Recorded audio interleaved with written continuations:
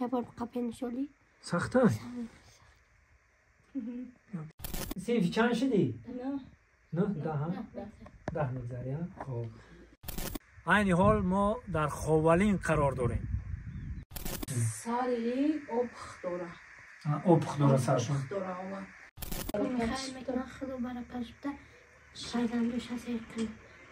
سلام و درودی به پایان به کل هموطنان. ماه شریف رمضان با همتان مبارک باشد. این حال ما در خوالین قرار داریم. این بالا بریم اگر حضرت سلطان می شود این طرف پایان خوالین همجا قرار داریم. با تکلیف چندین برادرها ای نوروزی بعد ای بوز شید چقدر برادرها تکلیف کردن ما را، مخصوص برای انمی خواهرک ما نامش مفتونه یک جای در آمده ای حالش با خبر میشیم. مادرش در همیجا هست و همه رئیس محله و دیگر همه میدونن بیماری نفره و همه آگاه هستن. ما را پدرشونه همسینفاشون ای دوشنبه شهر زنگ زدن، خواهش هم کردن که خواهش میکنیم یک بار هفته حالی همین دخترک با خبر شه. طول چندین سال بیماره دخترک صنف 10 میگذره. این سال یک جای مدرای میبینیم. بیا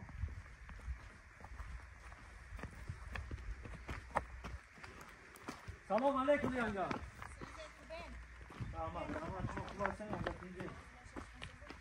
ما یک اول هم خواهرک ما با خبر شیم.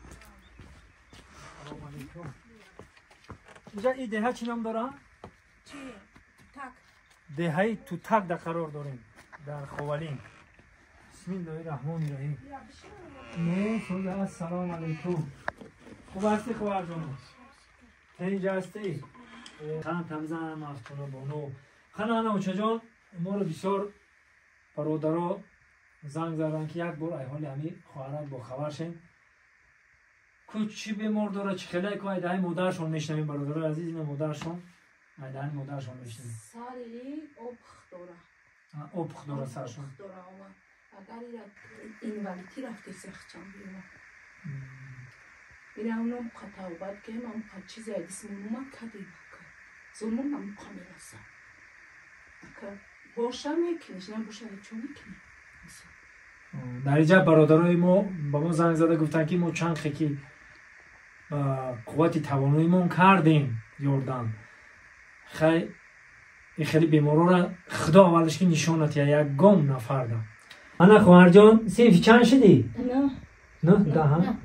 ده میگذاری ها؟ خب انا خدا که چی آرزو داری آخی دیگه؟ میگم سلام خدا ساز شد تنها بهتر کنم خدا میگه چنده میشکن زیاستی جور تشتیسه میشکن زی پا میگردین زیاستی جور تشتیسه کوچ خیلی او؟ یه بار قپن شدی؟ سخته؟ بسم الله. انشالله خداوند خودش بزرگه. خدا پاچه های شد یا کلاسکته یا چوکاته یا کجلب نیاره کنه. خدا دعا میکنیم که ساز شه خداوند ساز کنه. سرم درد میکنم هم سازه شد. سرتون درد میکنه؟ درد میکنه خیلی روح نمیخوب. من میفهمم که دشواره میفهمم که قینه و رقمای تلفنی همین مادرشون رو میمونیم زنگ بزنیم ماه شریف رمضان ها حالش با خبر شدیم. اینا ما دیگه اگه گفتن نیستیم. اینا خواهرختان دیدیم اینا مادرشون خیلی دیگه اینا حالا اول زندگیشون یک خونه داشتن نمیجا اینا آمدیم دیدن کردیم. خداوند شفاش بده در این ماه شریف رمضان. ما فقط دعا گوییم که خداوند یک شفای کامل بده خواهرک مون. این خطاب با یگان گپی دیگه گفتنی داشته باشه اینو محرمت کنین. خیلی خدا میدونیم که نخود ساز نشود که خیلی چند که کامی کمک کنه زار احمد هم قدر دن ای خدا میبینیم که خداش ای دستی ما چی میه هیچی خداوند خودش.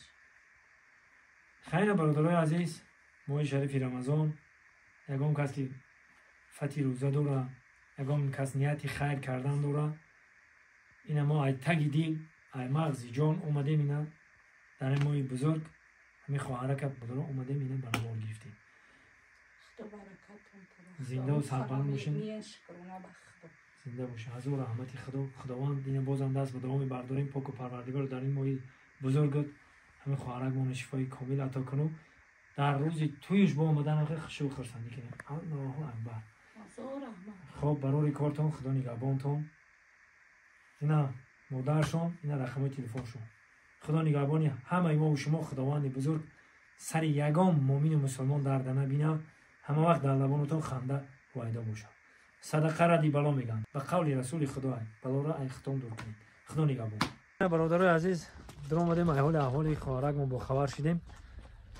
اینا دوشنبه سیتیشون همین رقمشون در دوشنبه سیتی دارن نفرانی که میخوان خیر کنن. اینا معلومات. باقی سربلند خانواده باشین. هزار رحمت. خب. خب مایش.